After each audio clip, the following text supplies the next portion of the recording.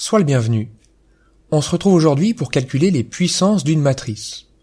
Encore une fois, la matrice est toujours la même, et mon but c'est de calculer a puissance n pour tout entier naturel n. Alors je vais reprendre la décomposition de la dernière fois, c'est-à-dire que je vais écrire A comme la matrice identité plus la matrice dont le coefficient général est toujours égal à 1. On avait démontré par récurrence, et tu peux le faire si tu l'avais pas fait à l'occasion, que j puissance k s'obtenait de manière très simple en distinguant les cas où k est un entier naturel non nul et où k valait 0. Alors maintenant ce que j'affirme, c'est que a puissance n va s'écrire forcément sous la forme d'une combinaison linéaire de i et j. Alors la question c'est pourquoi? Alors d'une part, par la formule du binôme de Newton, que l'on peut utiliser parce que i et j commutent, a puissance n ça va être un polynôme en j.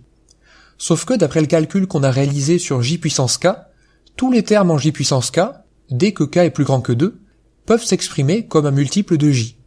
Donc finalement dans ce polynôme en j, il va y avoir que des termes de degré 0 et des termes de degré 1. Le terme de degré 0 ça correspond à ce que multiplie l'identité, et les termes de degré 1 ça correspond à ce que multiplie j.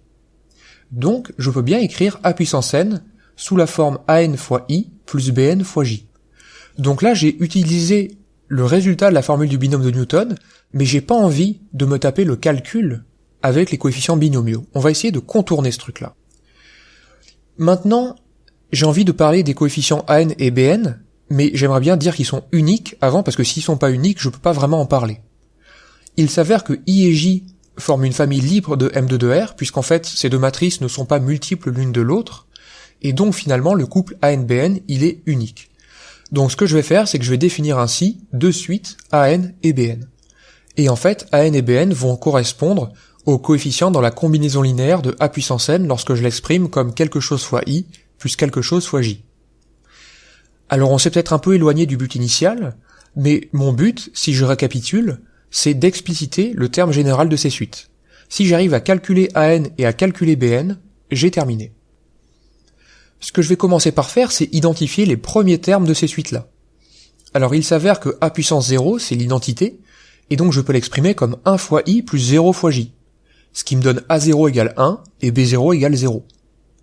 Maintenant, mon but, ça va être d'obtenir une relation de récurrence sur les suites an et bn. Donc ce que je vais faire, c'est que je vais prendre un entier naturel n, et je vais calculer a puissance n plus 1. Alors il s'avère que je peux l'écrire comme i plus j à la puissance n fois i plus j, sauf que i plus j à la puissance n, eh bien par mon écriture, je peux écrire que c'est an fois i plus bn fois j. Et maintenant je peux développer tout ça, et ça va me donner finalement an fois i plus an plus 3bn fois j. Et là il y avait un j carré à développer, j'ai juste utilisé le fait que j carré, ça valait 2 fois j. Sauf que, par définition de an plus 1 et de bn plus 1, eh bien an plus 1 c'est ce qui multiplie i, et bn plus 1 c'est ce qui multiplie j, dans l'expression de a puissance n plus 1. Donc ça me donne finalement que an vaut an plus 1, et que bn plus 1 vaut an plus 3bn.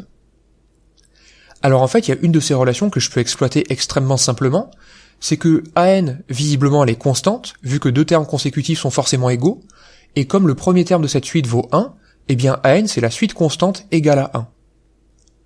Pour bn, j'ai un peu moins de chance, mais j'obtiens quand même une jolie relation de récurrence, donc si je récapitule ce que j'ai sur bn, j'ai b0 égale 1, et pour tout entier naturel n, bn plus 1 est égal à 1 plus 3 fois bn. Alors je vais recopier ici le résultat que j'ai obtenu sur la suite an, et je vais me faire un peu de la place pour terminer le calcul, pour obtenir une expression explicite de la suite bn. Alors en fait ce qu'on a ici, c'est que bn c'est une suite qui est arithmético-géométrique. Et je vais me placer dans le cas qui est très courant, où t'as oublié la formule, et je vais te montrer que c'est absolument pas grave du tout. Alors ce que tu peux écrire sur ta copie pour commencer, c'est que tu reconnais une suite arithmético-géométrique. Maintenant, que se passe-t-il si tu ne te souviens plus de la formule? Eh bien tu peux faire des choses extrêmement simples. Dans un premier temps, une suite arithmético-géométrique, ça veut dire que bn, tu vas pouvoir l'exprimer comme alpha fois quelque chose à la puissance n plus bêta. Sauf que, vu la tête de la relation de récurrence, s'il devait y avoir une raison dans l'affaire, ça serait 3, puisque bn plus 1 c'est 3 fois bn plus quelque chose. C'est pour ça que j'ai écrit bn est égal à alpha fois 3 puissance n plus bêta. Il te suffit juste de trouver alpha et bêta. Ici j'ai donc deux inconnus, et il me suffit donc en général de deux équations pour parvenir à mes fins. Ici, si je calcule le premier terme, ça me donne b0, ça fait alpha plus bêta, et ça vaut 0. Ça on l'avait calculé tout à l'heure. Maintenant, B1, ça vaut 3 alpha plus bêta, et en fait ça va valoir 1. Et ça c'est par la définition de la suite Bn. En effet, si je calcule j, eh bien ça fait 0 fois i plus 1 fois j, donc ça me donne que B1 ça vaut 1. Et si je résous ce système, eh bien j'obtiens très tranquillement que alpha vaut 1,5 et que bêta vaut moins 1,5. Donc finalement, ça c'est sur ton brouillon, tu peux très bien ne pas marquer ça sur ta copie, de toute façon personne n'a vu ça, donc on va poursuivre glorieusement en disant que par propriété des suites arithmético-géométriques, en appliquant la formule que l'on a oubliée, on obtient que pour tout n dans n, Bn c'est 3 puissance n moins 1 sur 2. Et donc finalement ça me permet de conclure, puisque j'obtiens que a puissance n c'est i plus ce coefficient fois j. Et si j'explicite le coefficient de cette matrice-là, eh bien j'obtiens, sans surprise, ce qu'on a trouvé dans les 2 vidéos précédentes, ce qui suffit amplement à nous mettre en joie. Donc tu vois, là je vais faire un court petit aparté. Plutôt que d'utiliser toujours la même méthode sur plusieurs exercices, ce que je te présente cette semaine, c'est l'approche qui pour moi est largement plus productive, c'est d'utiliser plusieurs méthodes sur un même exercice. J'ai utilisé 2 fois la formule du binôme de Newton de manière explicite en procédant à des disjonctions de cas, et là, aujourd'hui, j'ai procédé à la formule du binôme de Newton mais sans vraiment expliciter les coefficients, et ça m'a permis de m'apercevoir, éventuellement, que j'avais oublié la formule qui donnait le terme général d'une suite arithmético-géométrique.